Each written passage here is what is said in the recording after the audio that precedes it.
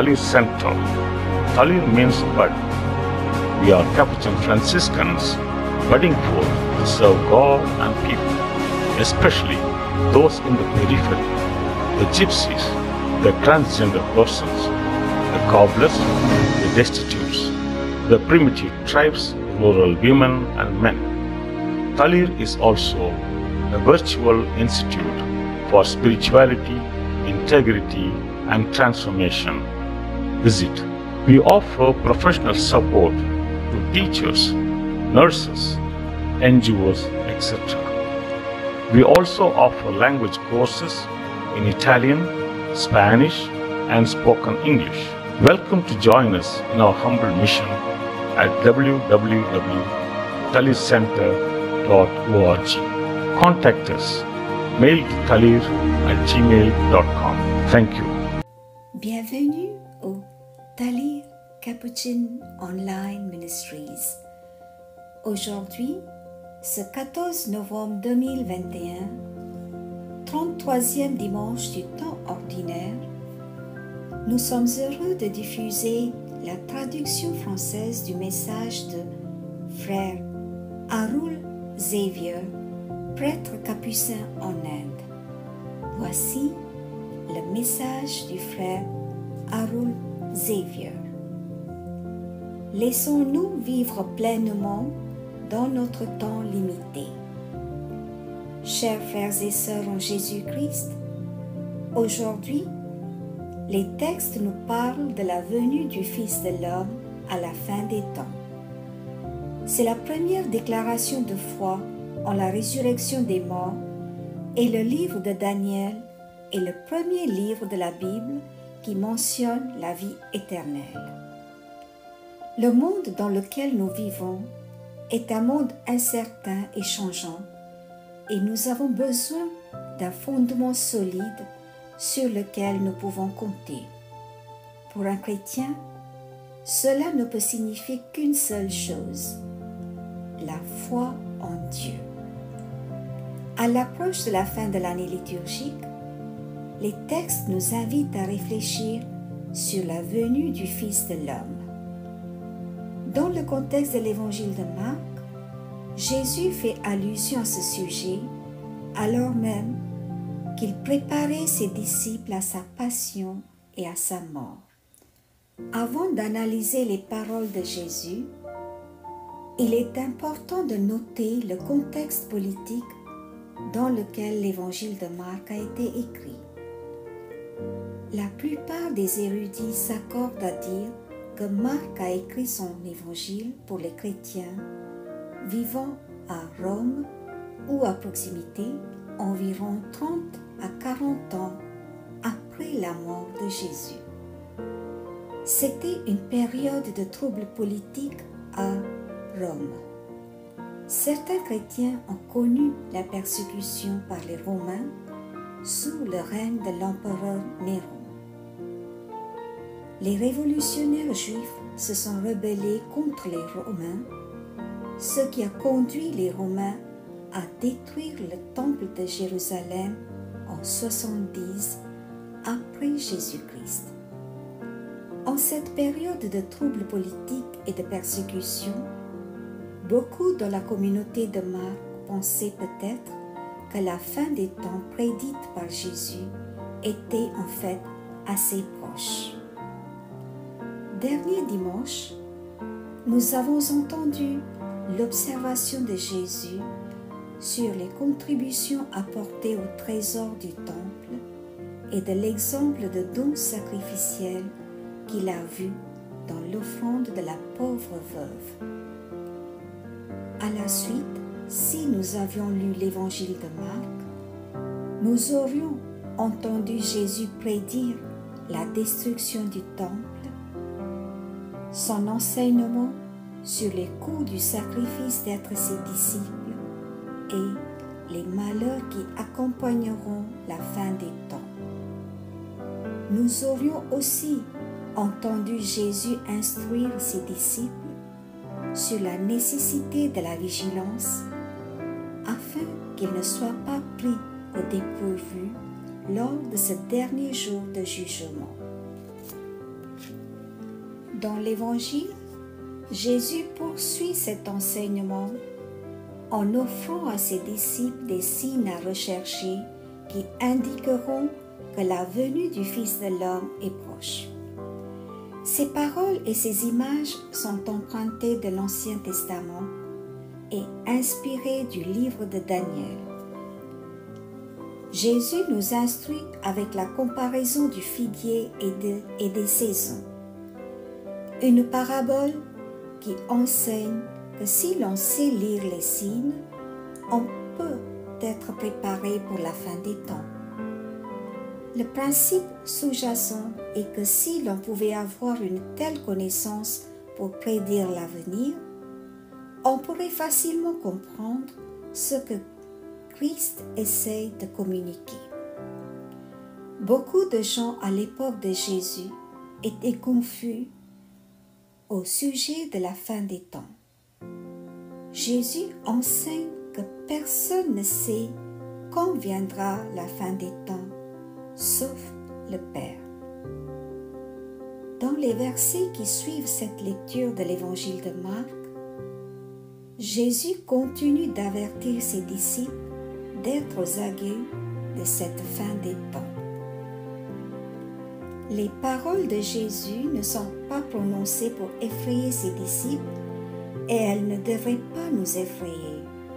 Au contraire, elles sont dites pour nous préparer au changement que nous connaîtrons au cours de notre vie et à la fin des temps.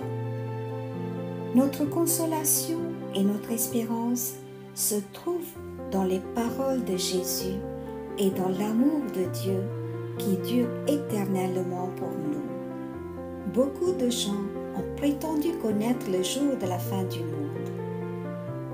Certains ont des révélations spéciales de Dieu ou de Marie et d'autres prétendent l'avoir calculé à partir de la Bible. Toutes ces affirmations devraient être ignorées. L'Évangile d'aujourd'hui nous donne un message opportun à la fin de l'année. Jésus nous dit « Quant à ce jour et à cette heure-là, nul ne les connaît, mais seulement le Père. » Concernant la fin des temps, nous devrions être plus optimistes que craintifs. Dieu nous a créés pour le salut et non pour la damnation. Question pour la réflexion. Sur quoi nous concentrons-nous le plus? Pensons-nous toujours à la mort et à la fin du monde? Ou sommes-nous à l'aise en faisant de bonnes œuvres, en vivant l'Évangile et en demeurant dans l'espérance, dans l'attente de la venue du Fils de l'homme à la fin des temps? Amen. Bien chers sœurs et frères en Christ, je vous invite à continuer à prier la prière de 5 minutes tous les vendredis pendant 5 minutes de 20h à 20h05. Pendant ce temps, nous pouvons prier pour les personnes atteintes du Covid-19, pour la protection de tous et pour que cette épidémie prenne fin au plus tôt. Prions pour les intentions suivantes. Confions-les au Seigneur par l'intercession de la Sainte Vierge Marie. Prions pour les auditeurs de ce message. Avec le pape François, prions pour celles et ceux qui se trouvent dans l'impasse de la dépression et de l'épuisement. Le 14 novembre, prions pour le bébé Isaac Siddharth qui fête son premier anniversaire de naissance. Nous souhaitons une très joyeuse fête à toutes les personnes qui fêtent leur anniversaire cette semaine. Que notre Dieu d'amour les bénisse et les garde unis dans son amour.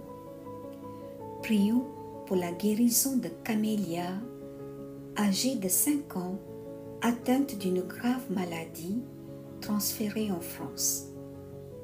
Prions pour ses parents qui l'accompagnent.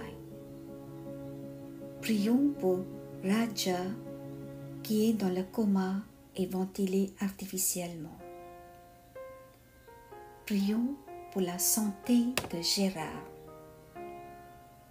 Prions pour Lucien, qui est à la recherche d'un emploi stable. Prions pour le rétablissement de Gracia. Prions pour Rampo Michel pour qu'elle retrouve sa voix et la force dans ses jambes. Prions pour Jocelyn qui va être opéré du cœur le 15 novembre en Martinique. Prions pour Johnny Ramalingam qui va être opéré de son épaule le 19 novembre. Prions pour les pauvres, les affamés et les démunis. Prions pour que nos jeunes soient délivrés de la drogue, des différentes addictions et abus. Prions pour les personnes atteintes du Covid-19, pour le personnel médical, les aidants et les bénévoles au service des malades. Prions pour tous les malades et ceux qui sont dans les hôpitaux. Prions pour nos aînés et ceux qui souffrent d'Alzheimer, de Parkinson, du cancer, de maladies chroniques, d'une lourde pathologie et pour les cardiaques. Prions pour les agonisants et les mourants. Prions pour les époux défunts, Justine et Marie-Adas. Le 14 novembre, prions pour le repos de l'âme de Nyanapu Ignace en mémoire du 47e anniversaire de décès. Prions pour les fidèles défunts de cette semaine, pour tous les fidèles défunts de nos familles et amis, et pour les âmes du purgatoire. Seigneur, donne-leur le repos éternel, et que brille sur eux la lumière de ta face, qu'ils reposent en paix par la miséricorde de Dieu. Amen. Prions ensemble.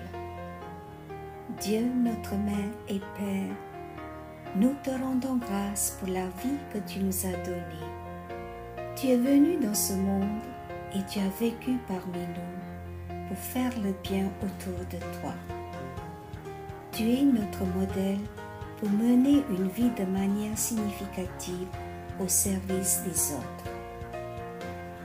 Aide-nous, Seigneur, à sortir de notre mode de vie étroit et replié sur nous-mêmes pour tendre la main aux personnes dans le besoin. Fais-nous comprendre que notre temps est limité et que nos potentiels pour rendre notre vie pertinente sont toujours ouverts. Nous te demandons également de bénir tous les auditeurs. Touche-les et guéris-les.